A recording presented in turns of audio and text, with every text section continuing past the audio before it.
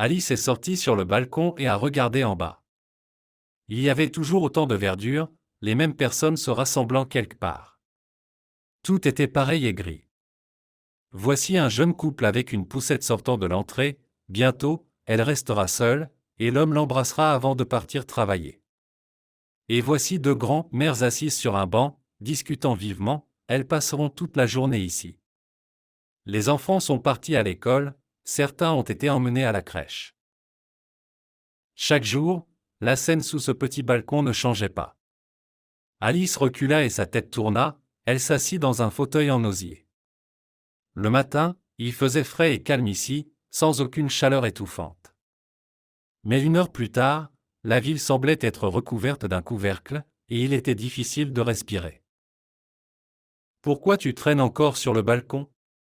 Tu aurais pu me préparer le petit déjeuner, » grogna l'homme en regardant par le balcon. Il n'était pas encore allé dans la cuisine et ne savait pas que le petit déjeuner était prêt sur la table. Il est entré dans la cuisine sans s'excuser. Seules des plaintes mécontentes se firent entendre. Alice n'était pas surprise, elle était habituée à cela. Elle ne se leva pas pour aller le rejoindre. Si son mari se réveillait avec une telle humeur répugnante, il n'était pas nécessaire d'essayer de parler avec lui. Les chances d'avoir une conversation désagréable étaient trop élevées, et aujourd'hui elle se sentait trop mal pour supporter une autre tirade. Mais son mari, apparemment, espérant toujours une nouvelle querelle, alla sur le balcon. Il s'appuya contre le chambranle de la porte et dit : « N'en as-tu pas assez de traîner ici ? Si tu te sens encore mal, va voir un médecin. Pourquoi agis-tu comme un enfant ? Voilà, je m'en vais. » Il s'habilla et partit. Alice ne se pencha même pas au-dessus de la rambarde pour le voir sortir de l'entrée. Leur mariage était depuis longtemps voué à l'échec. Elle savait qu'il y avait quelqu'un d'autre dans la vie de son mari. Elle savait qu'il était prêt à demander le divorce d'un jour à l'autre.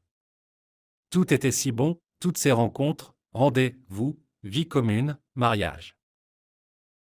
Et puis son mari a changé du tout au tout, il est devenu un cauchemar ambulant pour elle. Il faisait constamment des crises, partait délibérément tard le soir, Dieu sait où. Elle ne comprenait pas ce qu'il cherchait à obtenir.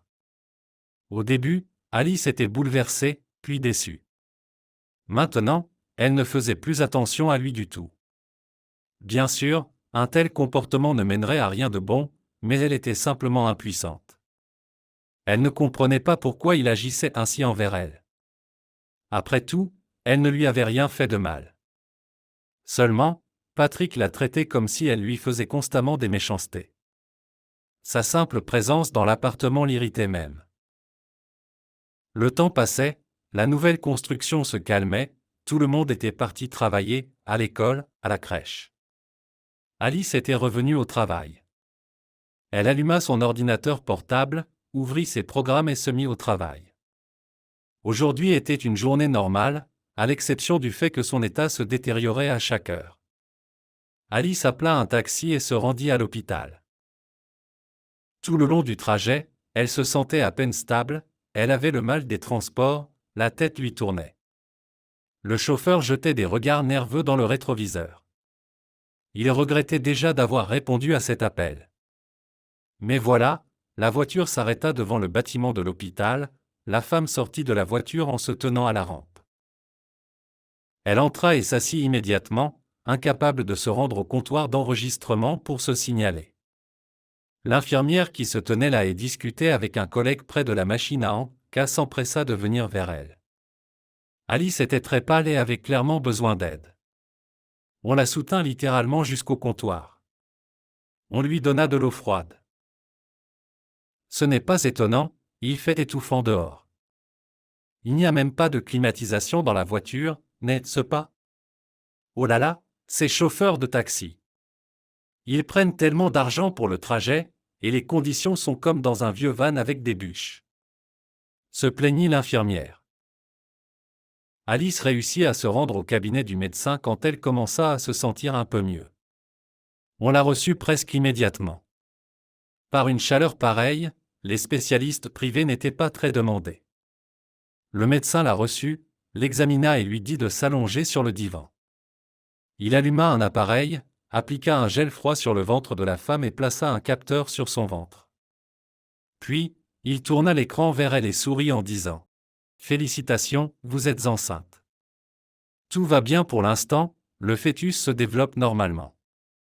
Mais vous êtes en sous-poids, vous devez revoir votre alimentation. Demain, faites une prise de sang, puis venez directement me voir sans attendre. Je verrai ce que je peux vous prescrire comme médicament. Par cette chaleur, assurez-vous de boire beaucoup et de ne pas sortir de chez vous, déclara le médecin âgé. Il souriait, comme si le simple fait d'être enceinte devait rendre Alice heureuse. Mais elle ne pouvait pas se réjouir non plus. Toutes les pensées semblent se mélanger dans sa tête. Elle ne savait pas comment agir. Comment s'adapter à cette nouvelle pensée qu'elle était enceinte? De plus, dans cette relation avec son mari, elle ne pourrait probablement pas survivre, encore moins avec un bébé. Le médecin continua. Alors, nous en sommes à combien de semaines? 4 semaines, dit la femme. Elle prit les lingettes du médecin surpris, essuya son ventre et s'assit sur le divan. Je ne sais pas si je dois garder l'enfant. J'ai toujours rêvé d'être maman, mais mon mari. Écoutez, l'interrompit le médecin âgé. Je vois des femmes hésiter depuis 20 ans.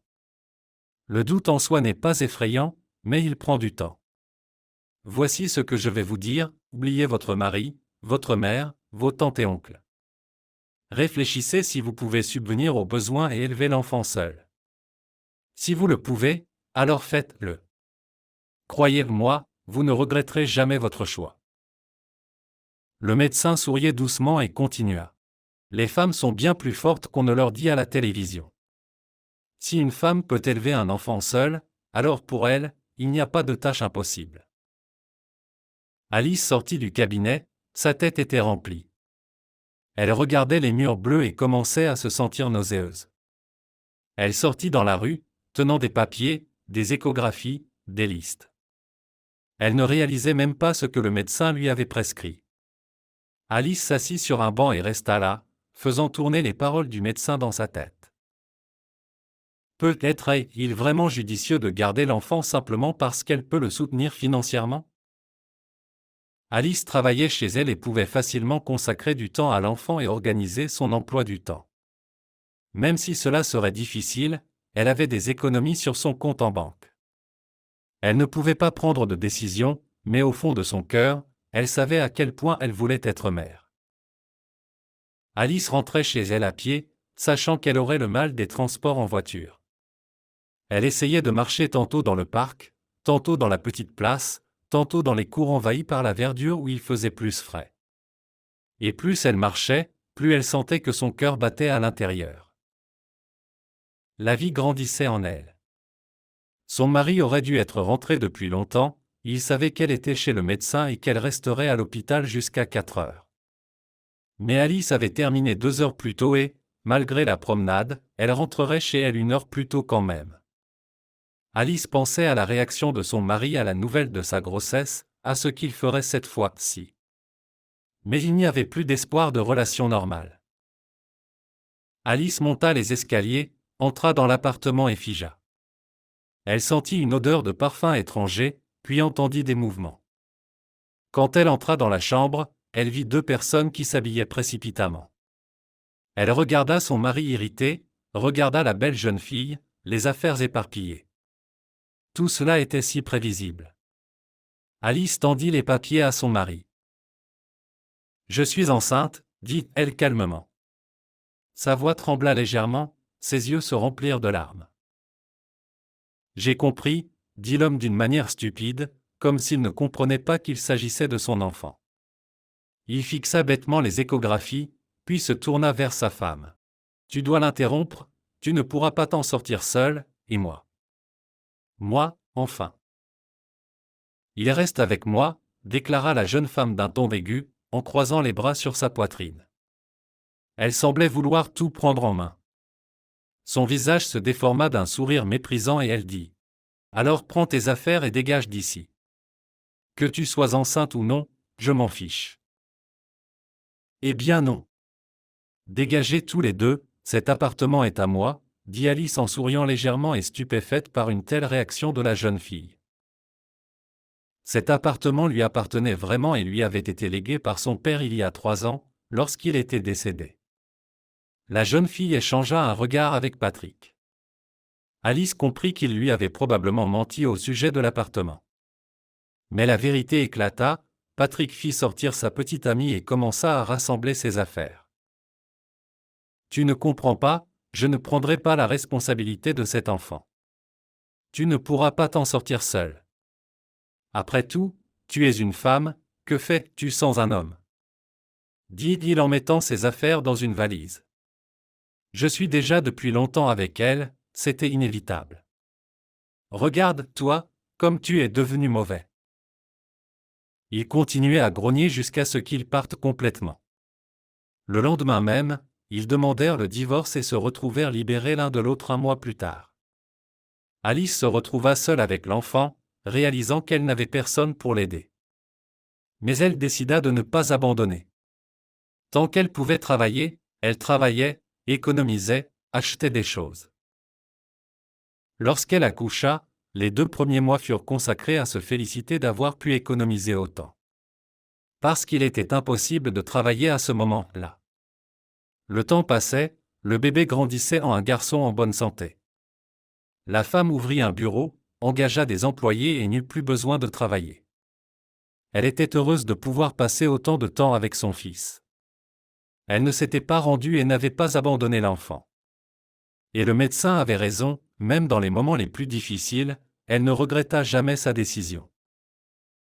4 ans passèrent. Alice était assise sur un banc, tenant une liseuse électronique dans ses mains. Elle ne pouvait pas se concentrer sur sa lecture, regardant son fils s'amuser sur le grand terrain de jeu. Un homme s'approcha d'elle par derrière et posa ses mains lourdes sur ses épaules. Il se pencha, l'embrassa sur le sommet de la tête, puis s'assit à côté d'elle et elle s'appuya immédiatement contre son épaule. « Papa, salut !»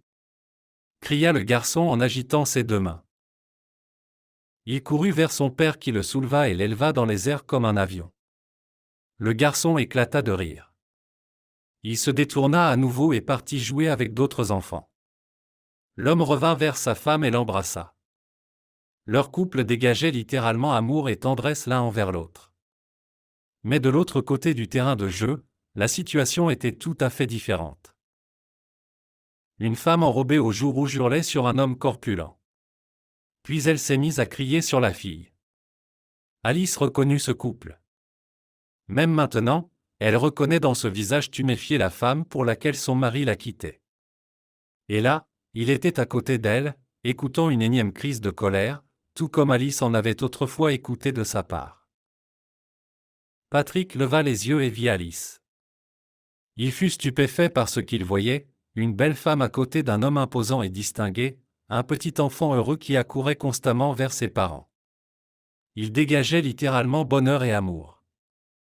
Il ne pouvait pas croire qu'Alice s'en était sortie, qu'elle avait finalement accouché. Il regarda sa femme, qui avait depuis longtemps perdu son attrait, et regarda Alice avec tristesse. Alice était assise sur un banc, serrant son mari dans ses bras et parlant à son fils. Celui-ci riait en lui tendant une petite branche. « Maman, est-ce qu'on peut aller au parc aquatique ?»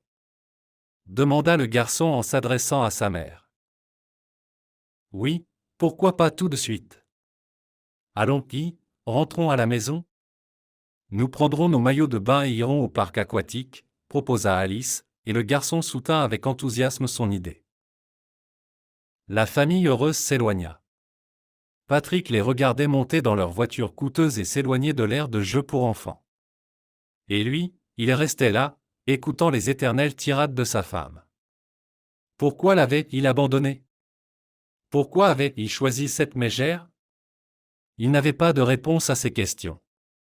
À l'époque, il avait voulu quelque chose de nouveau, de frais, mais en réalité, il avait regretté des dizaines de fois d'avoir divorcé avec Alice, belle et douce, et d'avoir choisi cette fille.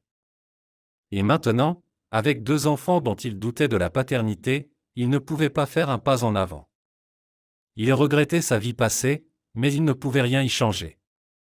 Il regardait toujours l'endroit où il avait vu Alice avec son mari, s'assit silencieusement sur le banc derrière lui et baissa la tête dans ses mains.